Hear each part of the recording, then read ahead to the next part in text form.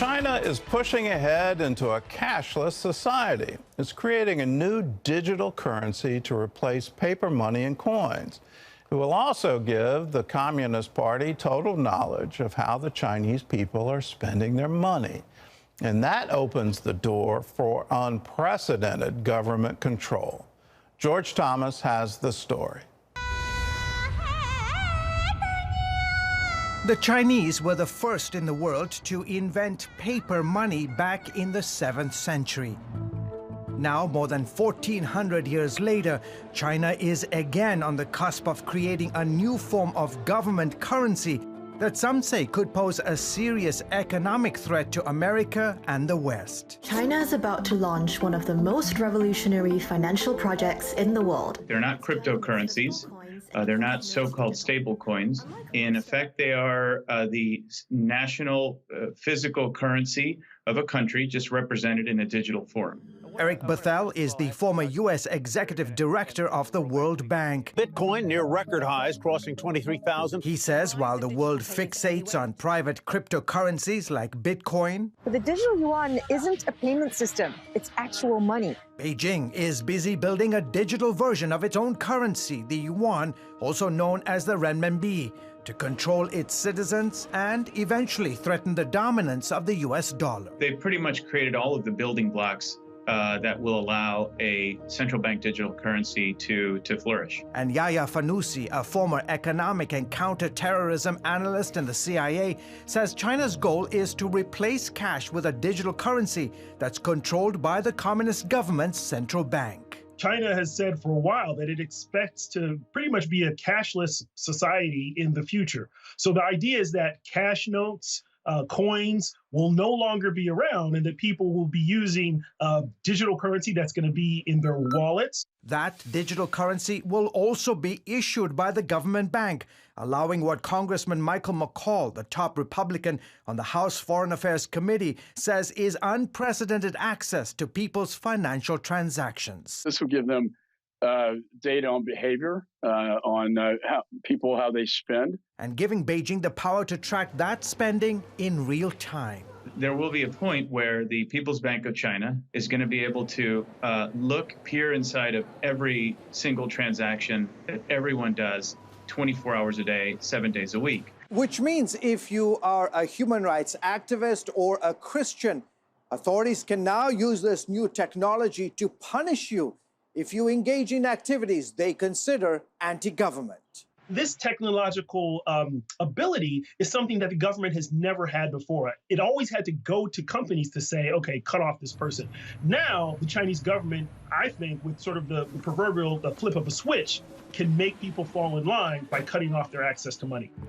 Eventually, U.S. and other foreign companies doing business in China will be required to use the government's new digital currency payment system. There's a competitive issue. There are, I'd say, even cybersecurity issues, privacy issues. You're handing over your data to the Chinese Communist Party by participating in this digital currency system. The U.S. dollar is the world's dominant reserve currency.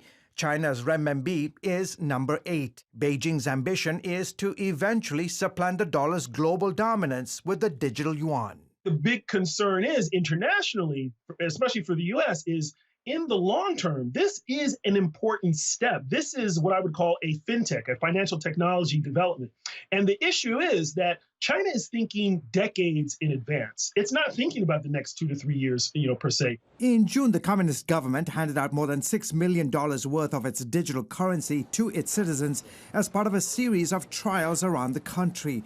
The first kicked off in Beijing, allowing residents there to use 2 government bank apps to test digital payments. China then plans to make its big digital currency splash at the 2022 Beijing Winter Olympics.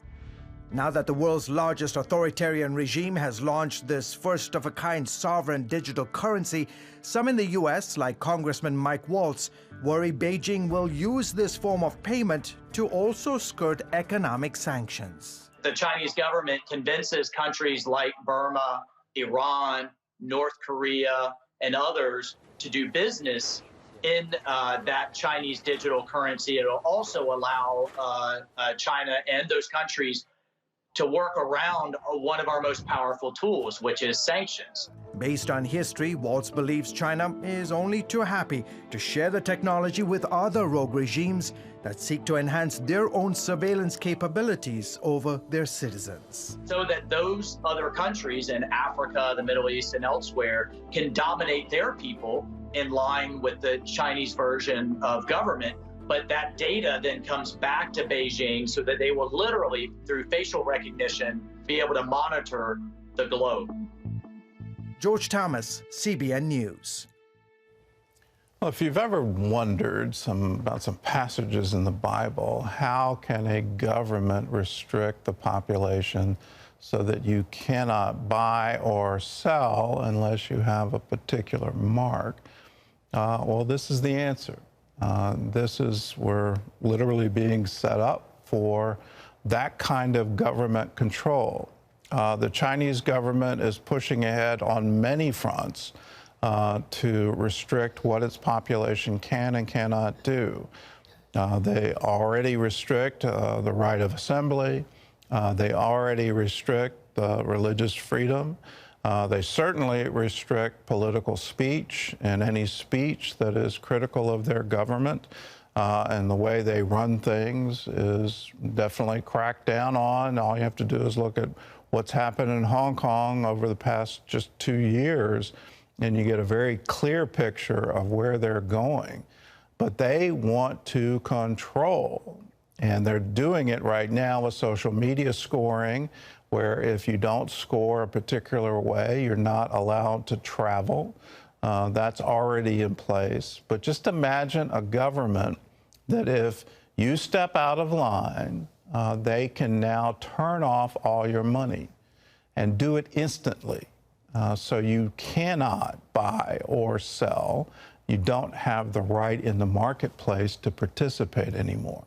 That's what digital currency allows a government to do. And if you think it's just going to happen in China, think again. The Federal Reserve already has a study group looking at a digital currency for the United States. Why are they doing that? Because they're afraid China will usurp the U.S. and become the world currency. That digital currency is taking over.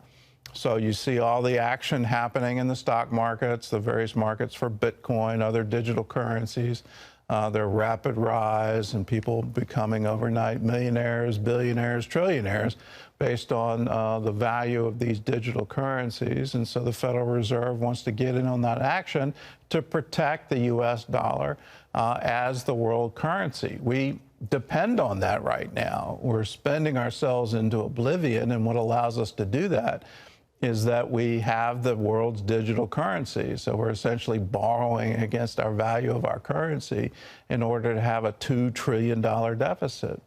Well, that party has to come to an end at some point in time. China is waiting for that party to end, and they want to step on the world stage with digital currency. Unfortunately, at the end of that, you and I will now be subject to a government that may not agree with your opinions, may not agree with your religion, may not agree with the people you hang out with, and they would absolutely restrict your access to that digital currency in an effort to control you. That's how you get fulfillment of a Bible verse that says you can't buy or sell without a mark.